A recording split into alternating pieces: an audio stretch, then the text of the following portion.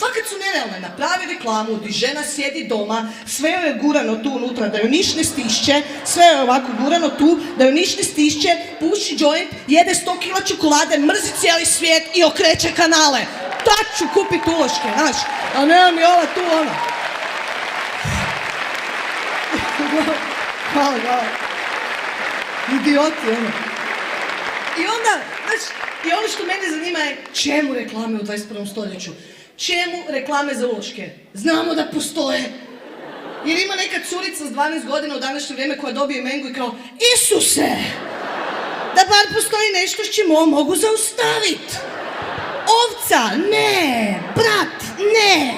Šta je to na televiziji? Reklama za uloške. Idem se baciti s padobranom. Onak, čemu? I sva ta modernizacija uložaka, ok, kužim da smo trebali napraviti nove uloške.